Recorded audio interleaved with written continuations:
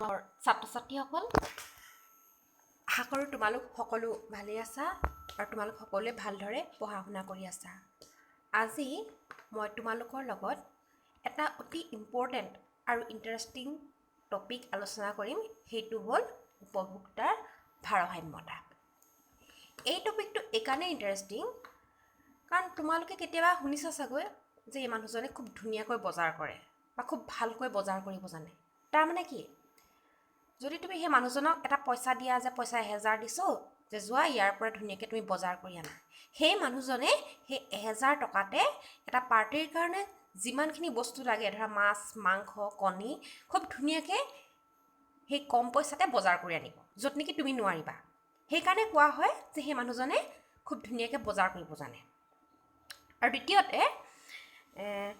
দ্বিতীয়তে কথাটো হ'ল কি, এই টপিকটোৰ পৰা তোমালোকৰ পৰীক্ষাটো যথেষ্ট নম্বৰ আহে। গতিকে আহাচোন আমি এই টপিকটো আলোচনা কৰোঁ। টপিকটো হৈছে কি, উপভোক্তাৰ ভাৰসাম্যতা। এতিয়া তোমালোকে জানিব লাগিব, প্ৰথম কথা, উপভোক্তা মানে কি? উপভোক্তা মানে হ'ল যিয়ে বস্তু কিনে। সাধাৰণ অৰ্থত তোমালোকো একোজন উপভোক্তা, কাৰণ তোমালোকে অন্য নহ'লেও কেতিয়াবা নিজৰ কলমটো বা পেঞ্চিলটোতো কিনি পাইছা। এতিয়া তোমালোকে জানিব লাগিব ভাৰসাম্যতা মানে কি। ভাৰসাম্য মানে হ'ল এক সাম্য বা সন্তুলিত অৱস্থা। এতিয়া কথা হ'ল, সাম্য বা সন্তুলিত বা স্থিৰ অৱস্থাটো কেতিয়া পোৱা হয়? যেতিয়া এজন মানুহে তেওঁৰ নিজৰ সামৰ্থ্যৰে যেতিয়া সন্তুষ্টিখিনি আহৰণ কৰিব পাৰে, তেতিয়াই তেওঁ কি হয়, এটা সাম্য বা সন্তুলিত অৱস্থা লাভ কৰে। তোমালোকে চোৱা, তোমালোকে কেতিয়া অশান্তি বা অসন্তুষ্ট হ'বা? ধৰি লোৱা, এটা উদাহৰণ লোৱা, তোমাৰ যদি ভোক লাগি থাকে, খুব বেছিকৈ যদি তোমাৰ ভোক লাগি থাকে, কি হ'ব? তুমি পূৰা অশান্তি পাই থাকিবা, হয়নে? গতিকে ভোক লাগিলে তুমি ভাত বা ৰুটি কিবা এটা খাই দিলা, তোমাৰ ভাল লাগি যাব। কিন্তু সেই ভোক লাগিলে বুলিয়ে যদি তুমি বেছিকৈ ভাত বা ৰুটি খাই দিয়া, তেতিয়াওতো তোমাৰ পেটটো অশান্তি লাগি থাকিব। গতিকে তুমি কেতিয়া তোমাৰ সাম্য বা সন্তুলিত অৱস্থাটো পাবা? যেতিয়া তুমি যিকেইটা খোৱাৰ উপযুক্ত বা যিমান পৰিমাণে তোমাৰ দেহটোক লাগে, সেই পৰিমাণে যদি তুমি খোৱা, গতিকে তুমি কি হ'বা? এটা সাম্য অৱস্থা পাবা। ঠিক সেইদৰে অৰ্থনীতিটো ভাৰসাম্য অৱস্থা কেতিয়া লাভ হয়? যেতিয়া সেই অৰ্থনীতিত ক্ৰিয়া কৰা কাৰকসমূহে নিজৰ লক্ষ্যত উপনীত হ'ব পাৰে। গতিকে এজন উপভোক্তাই কেতিয়া ভাৰসাম্য লাভ কৰে?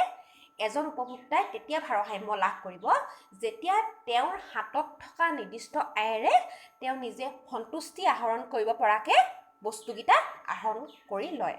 অৰ্থাৎ তেওঁ এহাতে পইচা দিব আৰু সেই পইচাখিনি দিয়াৰ বাবদ তেওঁ যিকেইটা বস্তু আহে, সেই বস্তুকেইটাৰ পৰা সেই পইচাটোক এৰি দিয়াৰ কাৰণে তেওঁ যিমানখিনি অসন্তুষ্টি পাইছে, অন্যহাতে সেই বস্তুকেইটা পাওঁতে তেওঁ যিটো সন্তুষ্টি পাইছে, সেই দুইটা যদি সমান হয়, তেওঁ সাম্য বা সন্তুলিত অৱস্থা লাভ কৰিব। অৰ্থাৎ তেওঁ যদি সেই নিজৰ হাতত থকা পইচাকেইটাৰে বেছিকৈ বস্তু পায়, তেতিয়া তেওঁ বেছি সুখী হৈ থাকিব। আৰু বেছি সুখী হ'লে কি হ'ব? তেওঁ আকৌ বজাৰলৈ যাব, হয়নে? গতিকে তেওঁ কি হ'ব? তেওঁ অসাম্য বা অস্থিৰ হৈ থাকিব। ঠিক সেইদৰে যদি তেওঁ হাতত থকা পইচাকেইটাই তেওঁ ভাবে যে তেওঁ কমকৈ বস্তু পালে বা কমকৈ সন্তুষ্টি পালে, তেওঁ কি হ'ব? তেওঁ কেতিয়াও নেক্সট টাইম বজাৰলৈ নাযাব। গতিকে এজন উপভোক্তাই কেতিয়া সন্তুষ্টি বা ভাৰসাম্য অৱস্থা লাভ কৰিব? যেতিয়া তেওঁ নিজৰ হাতত থকা পইচাকেইটাৰে বা হাতত থকা আয়েৰে, সীমিত আয়েৰে সেইকেইটা বস্তু সিমান পৰিমাণত লাভ কৰিব, যিকেইটা বস্তুৱে তেওঁক সেই আয়েৰে সৰ্বাধিক সন্তুষ্টি দিব পাৰে। এতিয়া কথা হ'ল যে উপভোক্তাৰ যিটো ভাৰসাম্যতা, সেইটো আমি দুটা দিশৰ পৰা আমি আলোচনা কৰোঁ। এটা হৈছে এটা দ্ৰব্য উপভোগৰ ক্ষেত্ৰত ভোক্তাৰ ভাৰসাম্যতা, আৰু 2 নম্বৰ কথাটো হৈছে দুটা বা তাতোধিক দ্ৰব্যৰ কিনোতে উপভোক্তাৰ ভাৰসাম্যতাৰ অৱস্থা। আমি এতিয়া প্ৰথমতে এটা দ্ৰব্যৰ উপভোগত এজন উপভোক্তাই কেনেদৰে ভাৰসাম্যতা লাভ কৰে সেই বিষয়ে চাওঁ আহা। এই গোটেই বিধিটো ক্ৰমহ্ৰাসমান প্ৰান্তিক উপযোগিতা বিধিৰ সহায়ত ব্যাখ্যা কৰা হয়। তোমালোকে এই চেনেলটোত চাবা, মই আগতে ক্ৰমহ্ৰাসমান প্ৰান্তিক উপযোগিতা বিধিটো ব্যাখ্যা কৰিছোঁ। তাত কি হয় যে এটা দ্ৰব্যৰ যিটো প্ৰান্তিক উপযোগিতা আৰু তাৰ দৰ যেতিয়া সমান হয়, সেই বিধিমতে এজন উপভোক্তাই ভাৰসাম্যতা লাভ কৰে। মই এইটো ভিডিঅ'ত এইটো বিষয়ে আলোচনা নকৰোঁ। মই আশা কৰিছোঁ তোমালোকে মোৰ যিটো আগৰ ক্ৰমহ্ৰাসমান প্ৰান্তিক উপযোগিতা বিধি সেইটো তোমালোকে চালে এই বস্তুখিনি বুজি পাবা। এতিয়া আমি আলোচনা কৰিম দুটা দ্ৰব্যৰ উপভোগত উপভোক্তাই কেনেদৰে ভাৰসাম্যতা লাভ কৰে।